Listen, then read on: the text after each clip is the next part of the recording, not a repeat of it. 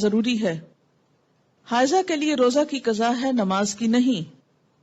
ہمارے یہاں عام طور پر یہ خیال پایا جاتا ہے نا کہ اگر پیریڈز آ بھی جائیں تو روزہ نہیں توڑنا چاہیے اور کچھ کھانا پینا نہیں چاہیے، اس دن کا ہو جاتا ہے. یہ خیال غلط ہے.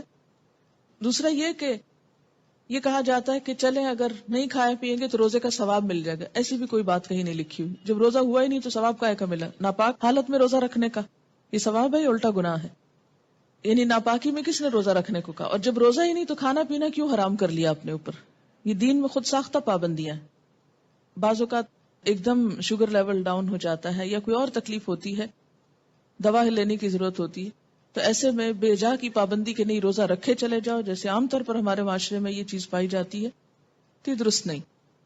عن ابی سعید الخدری رضی اللہ عنہ قال قال النبی صلی اللہ علیہ وسلم الیس اذا حادت لم تصلی ولم تصم فذلك من نقصان دینها رواہ البخاری.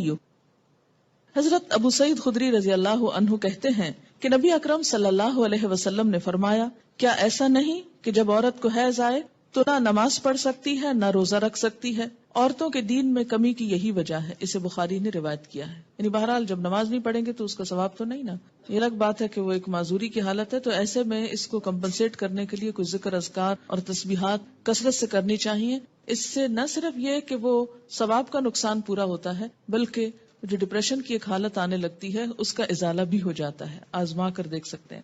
اور نقصان دینہا کے کئی ایک معنی ہیں. یہ جو عربی لفظ ہے نا نقصان دین، نقصان عربی میں کمی کو کہتے ہیں. قرآن پاک میں آپ نے پڑھا نا وَلَنَبْلُوَنَّكُمْ بِشَيْءٍ مِّنَ الْجُوعِ وَنَقْصٍ مِّنَ الْأَمْوَالِ. نقص اردو میں کہتے ہیں خرابی کو. ٹھیک ہے، یہ میں اس لیے یہاں پر واضح کرنا چاہتی ہوں کیونکہ بہت سے لوگ جو ان الفاظ کا صحیح معنی اور روح نہیں سمجھتے، وہ بسا اوقات عورتوں کو پرووک کرتے ہیں یہ کہہ کر دیکھو اسلام نے تمہارے ساتھ کیسی زیادتی کی، اور اسلام میں تو عورت کو کوئی حیثیت ہی نہیں دی گئی، اس کے دین میں بھی نقص بتایا گیا. تو نقص اور نقصان کمی کے لیے ہے، کسی عیب اور خرابی کے لیے نہیں. اب آپ دیکھیے کہ نماز میں تو کمی ہوتی ہے لیکن اس وقت میں جو تکلیف کی یا اذیت کی کیفیت ہوتی ہے اس کا صلہ بھی ملتا ہے کیونکہ اللہ تعالیٰ نے لکھ دیا نا یہ.